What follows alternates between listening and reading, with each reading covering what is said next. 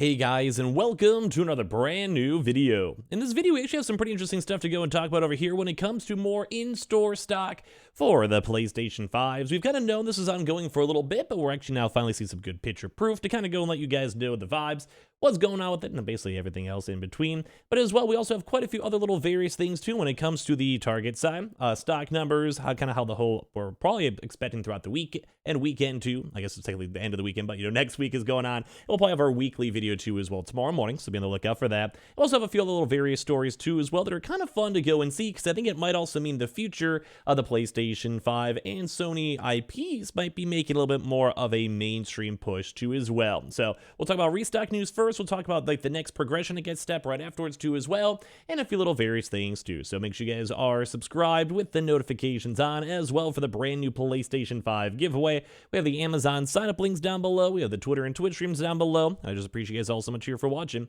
in the first place. So as you guys probably know, I've been seeing a lot of consoles these past few weeks, and I'm talking a lot. The past week alone, we've been seeing restocks and stock and movement and pretty much everything too as well.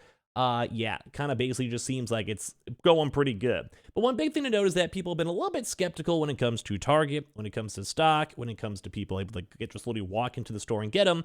But I've actually now been seeing some of the actual stores themselves confirming and looking at all the stock. So as you guys can go and see, we have the good old Target over here saying the PlayStation 5 consoles are now available for in-store purchase and are now also limited once again to one per guest. Please see a team member for more information. So I gotta go and highlight this picture and talk about this. We have been mentioning these past few weeks where it's been like a weird, around 2 months ago or so, Target did start allowing people to go buy PlayStation 5s, like if they're physically in the store, they would a normal traditional store. I don't think I have to explain it too much, but it's like you go to a store, they have the glass wall, you go and basically sign up, get your console, get your stock, and go from there. So as we're seeing all this stuff and look at all this stuff, it's kind of just nice because, well, you go look at everything and you're like, well, let's go. We just go and ask an employee, ask them for the backroom stock, see if they have like 5, 10, 15, 20 consoles there, and if they do, then you have a chance just to walk out and get them. So just kind of giving you guys a little bit more of an extra push, especially on the online or also just Amazon links too and stuff like that we always mention. It does seem like if you guys call and you guys are respectful towards the Target employees and you're like, hey, do you guys have stock? Oh yeah, you do. Okay, can you hold one for me really quick? Or can I just run in and drive over there and get some stock? We have been seeing that happen. We've been seeing people doing the online orders, in-store pickups. We've also been doing that quite a bit as well. So basically just, check online with the links down below. I keep on, at the past 2-3 months, I keep on getting affiliate links and affiliate information with all of that, which is very nice to go and see. So big thumbs up with that. And a few other little various things too as well, all tied on in. So I just like seeing all the movement. I like seeing all the vibes. I like seeing the stock. And I like seeing all these Target places getting stock. So it's basically just confirming that if you want to, if you're maybe going to Target for groceries or picking up snacks, or doing some Christmas shopping or whatever it may be, we have been seeing nationwide these stores starting to receive it. It's almost kind of seemed like a weird trickle down effect where some big stores out there were like, yeah, we'll start doing it, or regional managers are like, yeah, we'll slowly roll it out. We heard about that around 2 months ago, and now we're finally seeing it kind of hitting the wide margins where Target stores are putting up the warnings and you're able to buy them, and it just is going good. So we'll have to see though, and how well and how long the stock will last, because ideally the stock will last longer than we all go and expect, fingers crossed. But when it does come with stock in general, it does seem like it's going good. We've had big stock numbers of 20 plus in stores. And if you guys are respectful and nice to the employees, you guys might have a chance to go and get some. And as well, it does kind of seem like Target's been one of the best in-store locations to check. We have been seeing the sprinkles of other spots, like the Walmarts, GameStops, etc. But it does kind of seem for some odd reason Target's been the one that has the best formulated system and the widest margin of stocks. And it just kind of seems like they're more so pure in-store or online order in-store pickups have been doing phenomenally well. So just in case you guys are still on the lookout for Target, it does seem like their systems have now been pretty much nationwide changed, and they should be ongoing now. And we'll probably be seeing a way larger influx of Target stores having stock available for purchase. And as well, I think they still will be doing the online order in-store pickup. It's kind of the same thing with Best Buy, where they kind of do the mixture of both. But if you're lucky, you show up at a good time, you can go and get some stock. So let's keep you guys all in the loop for that. Now, as well, besides that really good news too, we'll give you guys more details throughout the week. We have a little bit of fun gaming stories, and I want to highlight this one too because I think this is going to be a cool topic. Basically, Hideo Kojima, I'm sure you guys have heard, he's made Death Stranding or Metal Gear Solid or, it's like Silent Hill games. Basically, he is wanting to go and push more films and music So he's also been a big component in Death Stranding, where we want to have like a very specific custom-made soundtrack and make sure the game is like fitting the vibe. But he's a really big movie buff himself. And now I keep on saying this, and I've said it before, where I would love to see like a Death Stranding movie, a Silent Hill movie, or even a Metal Gear Solid movie, although I'm not sure how well that would do. But if you hit any of those really big IPs, whether it's in a combination with Konami or just making the own Death Stranding movie in that own universe, or maybe just a brand new IP, like a horror movie or like a kind of like a, I almost want to say Death Stranding really wasn't horror, but it was more of like, I guess, ominous. Like, you give me some more of those ominous, like, thriller type movies, I'd be all up in that. So the Metal Gear creator jokingly claims his body is made of 70% made of movies. Hideo Kojima has said that he would like to explore creating films and music in addition to games.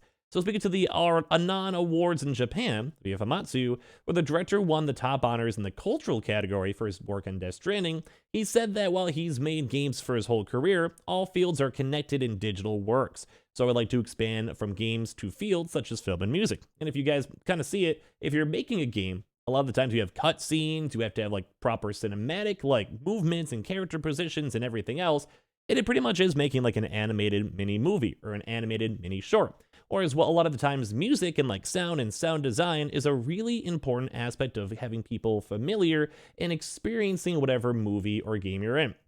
And obviously, if you've made multiple games so far, and especially very ambient games such as Death Stranding, or as well, you know, Silent Hill, there's a really big detail. And I mean, if you guys know, Kojima's always had like crazy cutscenes, like some of the Metal Gear Solid games have been like, they're very long as well.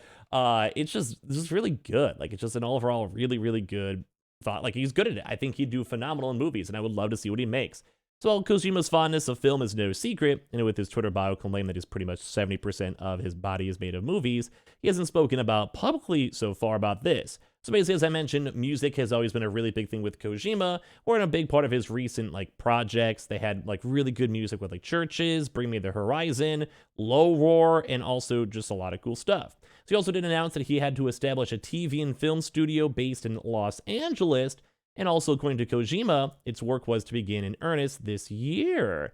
So we once again have more potentials. I'm not sure if we want to do a Death Stranding movie, but I mean, Norman Reedus is literally an actor who literally would probably take this role, who is literally the face of the game.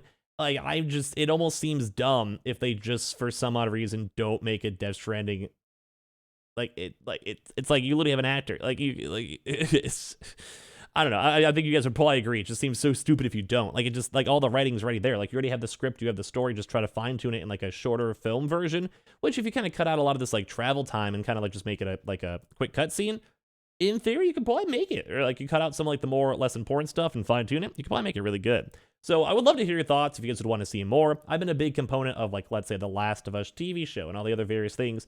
I like it. I like the idea of it, and I think we really should have more video game shows, because sometimes the story, the lore, and everything else tied on in is it's like good. It's just like an all-around good vibe. So I'd give that a pretty big thumbs up. I'm pretty excited for all of that, and well, good stuff, you know, absolutely good stuff. So good luck, Kojima. Now to kind of wind down too, we have a little bit of sad news as well when it comes to the Sonic Frontiers, where basically the Sonic Frontiers director, Morio Kishimoto, says the game is a global playtest and basically is not there yet. And that's kind of been my take, because I feel like this game wasn't really too good, and it really needed a lot more, I guess, like fine cooking in the oven. So basically in a tweet posted to Twitter and spotted by VGC, Kishimoto intimidated that although the team was relieved that the game was finally out, and it also is, I think, also on sale too, which is really bad.